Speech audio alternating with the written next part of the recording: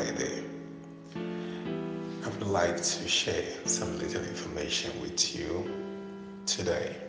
I know you've heard so many messages, you heard so many talks, you heard so many speeches which inspires you, which gives you experience, which relates to your past story.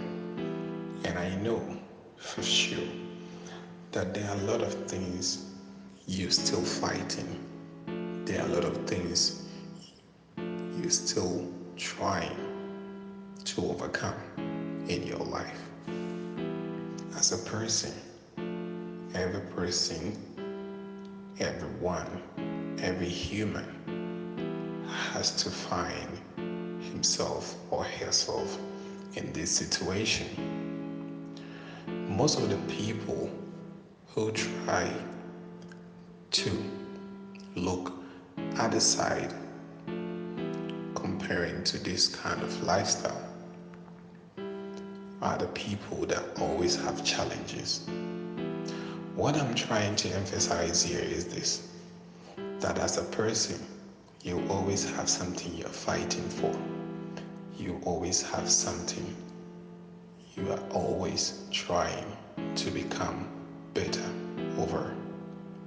It is normal, but the most important thing is how many times have you tried to overcome things that are very hard, things that are very difficult for you to overcome in your life. I may not be the best speech writer for you to educate you concerning how to deal about your personal situation or how to deal with about your personal life.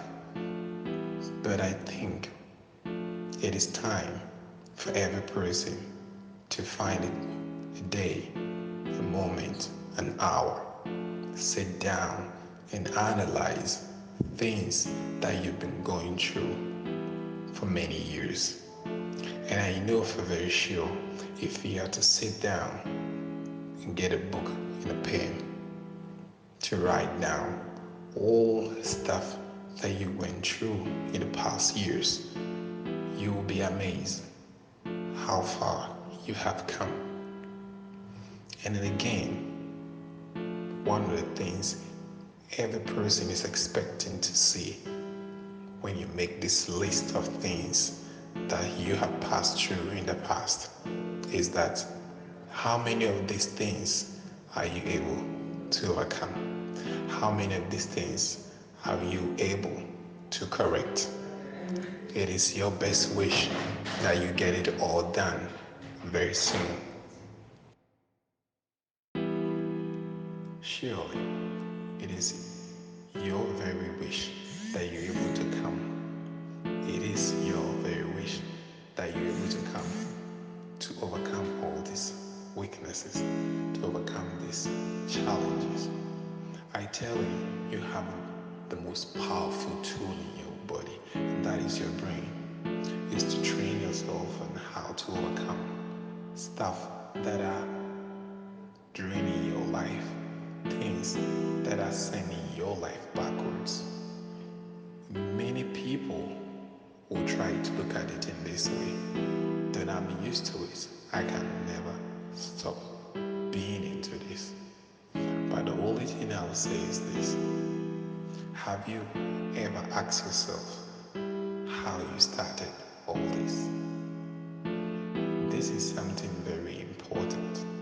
If you are able to tell yourself how you started all this, then it equally means that if you are able to recall, if you are able to remember how you started all this, then it equally means you can strategize gradually and put stop to it. And I know it is challenging to do this, but in life, you need to be having things you be challenging with always in order to make the best version of your life. Making a best version of your life has to begin with things that you are fighting to overcome. People around you may see it to be the common things, may see it to be unbreakable ways, but you within that situation knows how bad, how deep, how sad it feels to keep doing something that you never wanted. So I know for very sure that a lot of people like you and I would want to find the best measures. The best measures start with sitting yourself down, listing all the things that you've been going through in the past, the current, and then tell yourself by asking a simple question: do I want this to carry on all my life? And I know definitely the answer is going to be no. If the answer is going to be no, then you need to strategize. You need to find ways to break the chain of being the better version of yourself. It will always be a hard one, but just like the old saying goes, the journey of 1,000 miles always begins with a step.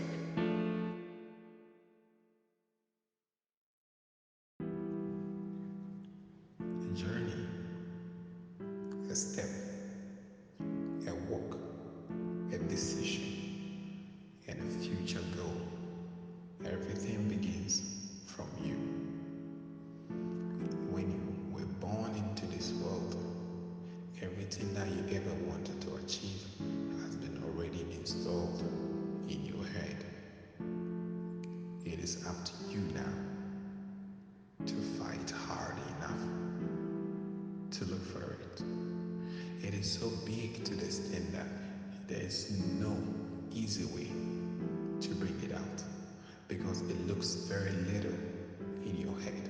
But the moment you're able to identify it, get used to it, bring it out from your brain, it becomes the bigger thing. Nobody, I mean, no human can ever control but you, the person.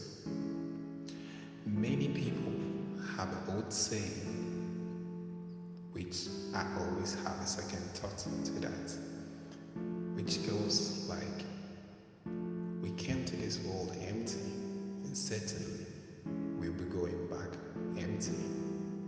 No doubt that we came empty as we see with the naked eye, but certainly we came with a whole lot of stuff which naked eye is very little to glance to it, which a naked eye is very small to see or to visualize it. It is so big to the extent that your eyes alone cannot take a look at it, but it's within your emotion, your personality, your vision, your brain work, which can go deeper in searching for it. Putting this as an example, every house has a key for opening and locking.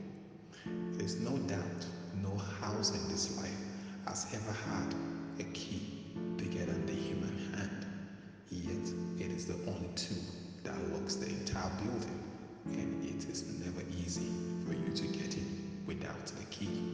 This is how a human brain, and this is how a human future, this is how a human power looks like in our heads. So when you take your time to look true in the past, to look true in the current, to look true in the future, you'll find a whole lot of surprises that you can never imagine that a person like you can do such an amazing things. So take your time, go deeper, keep thinking, and you shall surely get there.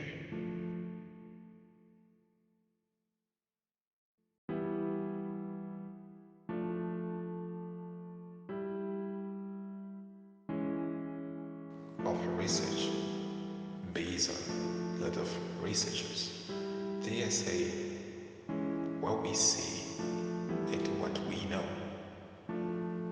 But I always try to rephrase that statement, which says what you see can only identify the way it looks, but cannot identify how it should look or how best it can look unless you get closer and find more about what you see.